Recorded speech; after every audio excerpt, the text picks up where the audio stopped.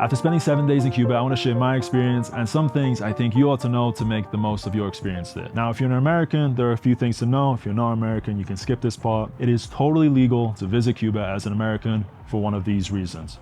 The most popular of which is supporting the Cuban people. All this means is that when you're in Cuba, you're going to avoid spending money at anything that is government owned or government partnered. These are essentially beach resorts, cigar cafes. You're gonna book a private room like an Airbnb, and you're gonna spend your time engaging with people, and maybe even you bring some donations to give to the locals because that is needed.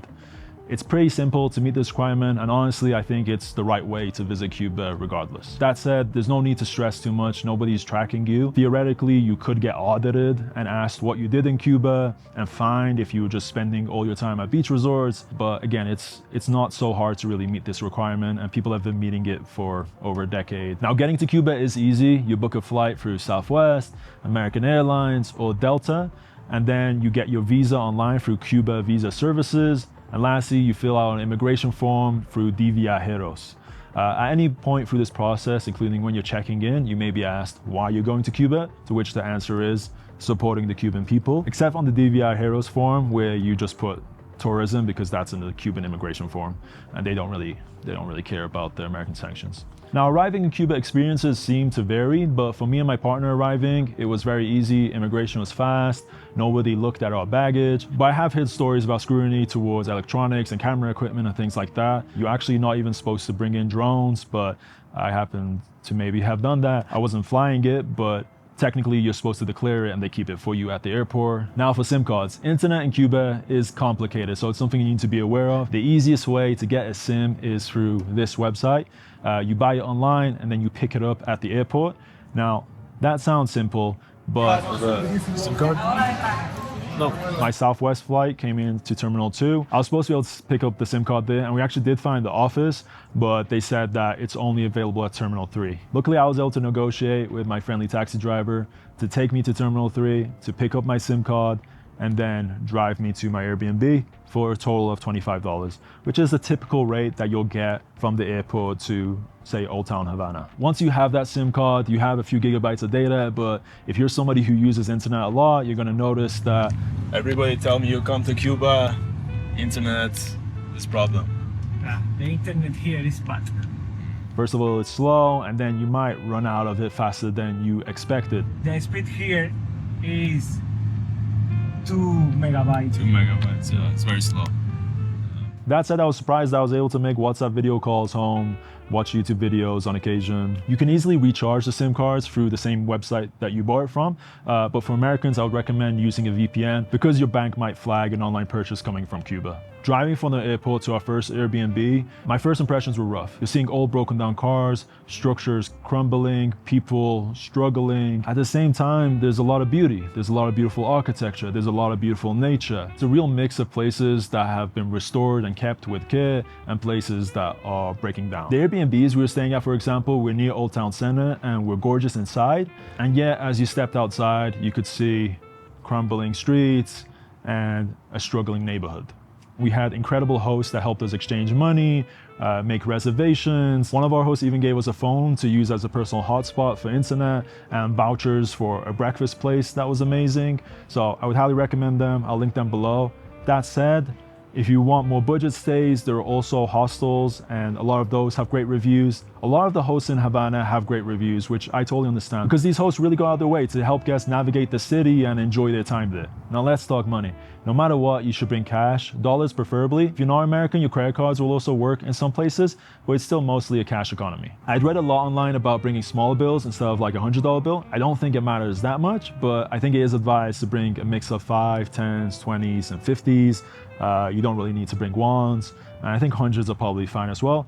And then typically for larger purchases, you can pay in dollars. And for smaller purchases, you can exchange that for the Cuban pesos. Typically, that's something you can do for a good rate with your host. Now, before I say how much we spent in Cuba, I should say that we splurged a bit. This was like 2.5 months since I had seen my girlfriend. It was her birthday.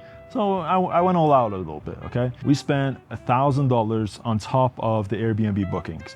You do not need to spend that much. You can probably spend far less than that. First of all, our Airbnb bookings were higher priced, and also we were eating at nice local restaurants every day.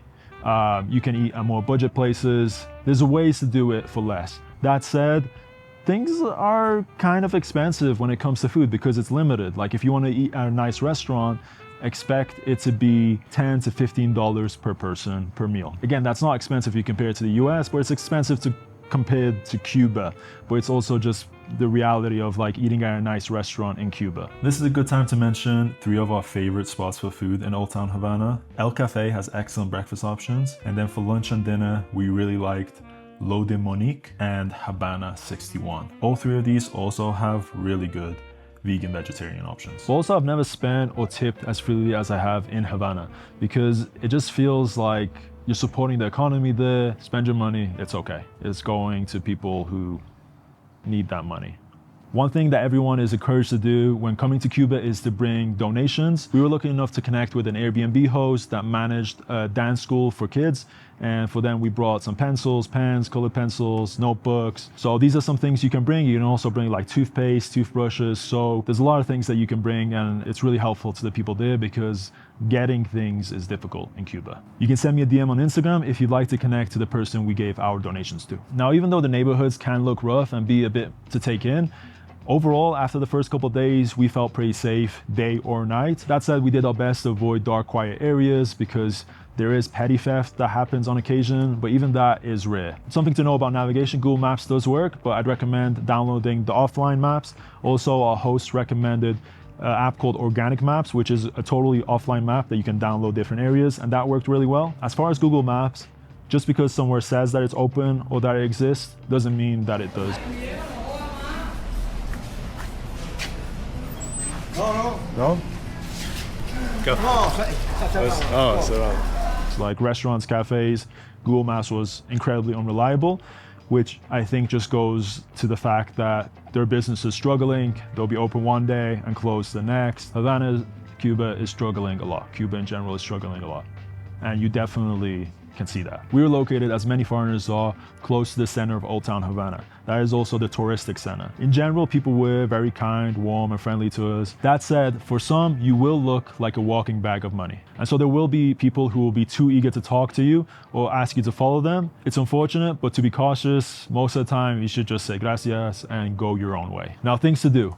Art. Art is everywhere in Havana. It's really admirable, incredible how creative people are there. You'll see art galleries on the street. We talked to a medical student who is creating art in her free time, although that is also a sign of the economic times there, because although that may be a passion, it's also an important way for her to make an extra income. Medicine. Yeah. Yeah, hopefully whichever makes you happier. Yeah, exactly. There's a beautiful art gallery of local art called Almacenas San Jose. Highly recommend checking that out. You could spend probably a couple hours just walking around that place. The barn floor has some really cool handcrafts and it's probably a great place to buy souvenirs. And then the second floor is a huge gallery of paintings that is just mesmerizing. Gorgeous, gorgeous art of all types. If you're into art or antiques, you will love Cuba. The majority of the old families, sell all of things, good things, to the antiquaries because they need the money for repair the house. In Cuba before revolution, the persons have that possibility to buy that kind of things before revolution.